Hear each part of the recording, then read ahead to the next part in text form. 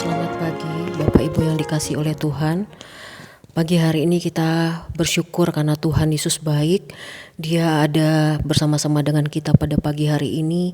Semua berkat pertolongan dan kasih setia Tuhan.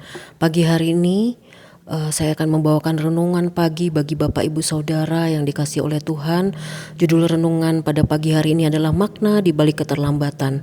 Seorang calon penumpang pesawat yang akan berangkat ke tempat tujuan tidak akan suka dengan berita pesawat akan delay.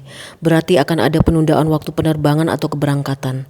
Pastinya setiap rencana-rencana yang sudah disusun sehubungan dengan keberangkatannya ke suatu tujuan tertentu menjadi berubah sama sekali. Bisa dibayangkan jika si calon penumpang mungkin saja sudah harus bersegera bertemu dengan orang tuanya yang sedang sakit keras, atau ada yang memang harus memenuhi undangan suatu acara penting dengan waktu-waktu yang sudah diatur sedemikian rupa oleh karena orang tersebut setiap harinya memiliki jadwal yang padat dalam bekerja dan sebagainya.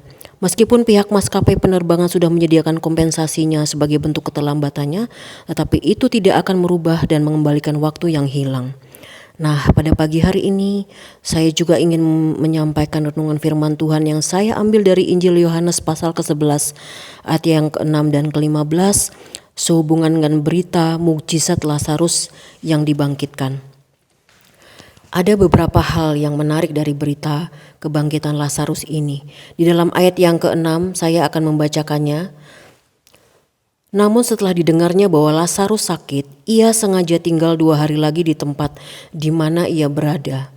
Ayat yang ke-15, tetapi syukurlah aku tidak hadir pada waktu itu, sebab demikian baik bagimu, lebih baik bagimu supaya kamu dapat belajar percaya. Ada fakta yang menarik di balik kebangkitan seorang Lazarus yang notabene adalah saudara dari Maria dan Marta. Mereka adalah keluarga yang cinta Tuhan dan sangat juga dikasihi oleh Tuhan. Faktanya ketika Tuhan Yesus mendengar kabar dari Maria dan Marta bahwa Lazarus sakit, Tuhan Yesus tidak bersegera datang untuk menolong Lazarus. Justru malahan sebaliknya membiarkan dan sengaja untuk datang terlambat menunda waktu untuk keberangkatannya. Lalu mengapa hal itu bisa terjadi? Yang pertama adalah Tuhan Yesus ingin menunjukkan dan membuktikan bahwa dirinya adalah anak Allah, bahwa dirinya adalah Mesias yang bukan saja sanggup menyembuhkan tetapi juga membangkitkan. Di dalam ayat yang keempat saya membacakannya, ketika Yesus mendengar kabar itu ia berkata, penyakit itu tidak akan membawa kematian tetapi akan menyatakan kemuliaan Allah, sebab oleh penyakit itu anak Allah dimuliakan. Lalu di dalam ayat yang ke-25, jawab Yesus, akulah kebangkitan dan hidup.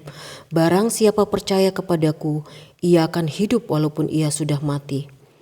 Maka jelaslah mengapa Tuhan Yesus sengaja untuk terlambat datang untuk menolong Lazarus, karena ia ingin membuktikan bahwa Yesus adalah Mesias, Yesus adalah anak Allah.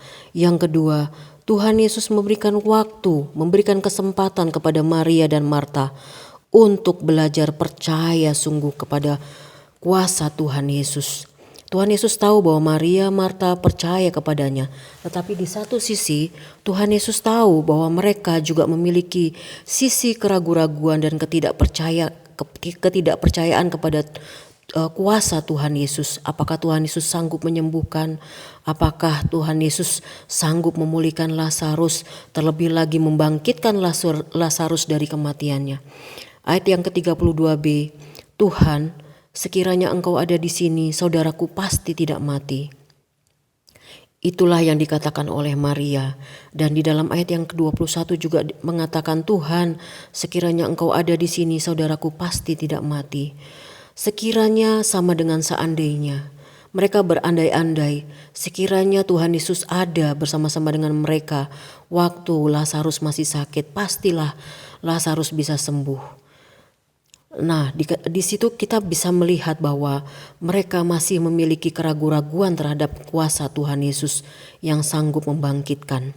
Nah, saat ini sebagai orang percaya yang telah ditebus oleh darahnya yang mahal, dari renungan ini kita akan sama-sama belajar bahwa kita patut dan layak untuk mempercayakan segenap kehidupan kita kepada Tuhan Yesus.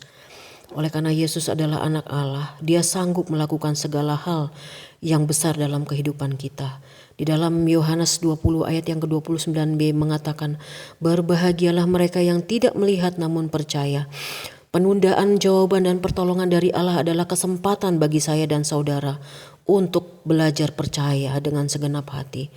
Di dalam Mazmur yang ke-7 ayat yang ke-9b mengatakan, Engkau yang menguji hati dan batin orang, ya Allah yang adil.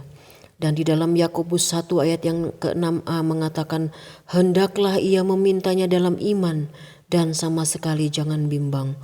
Waktu Tuhan menolong adalah waktu yang pas, tidak pernah terlambat dan tidak pernah terlalu cepat. Jawaban dan doa yang tepat sesuai dengan waktunya Tuhan pasti akan indah pada waktunya.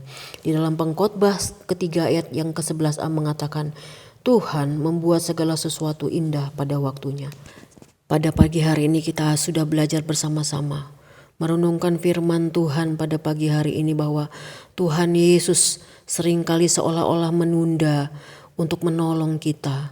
Tuhan Yesus seringkali seolah-olah terlambat untuk menolong kita. Tetapi sesungguhnya kita diberikan kesempatan dan waktu oleh Tuhan untuk sungguh-sungguh belajar mempercayakan kuasa Tuhan itu bekerja dalam kehidupan kita. Ketika kita sungguh-sungguh belajar mempercayakan kuasa Tuhan, maka segala sesuatu akan menjadi indah pada waktunya. Terpujilah namamu Bapa di dalam kerajaan surga. Kami menyerahkan segenap kehidupan kami ke dalam tangan-Mu. Bahkan menyerahkan sepanjang hari ini aktivitas kami ke dalam tangan-Mu. Engkau yang selalu menuntun dan menopang kehidupan kami. Engkau akan selalu menolong dan ada bersama-sama dengan kami. Terima kasih Bapa di dalam kerajaan surga. Kami sudah berdoa mengucap syukur pada pagi hari ini.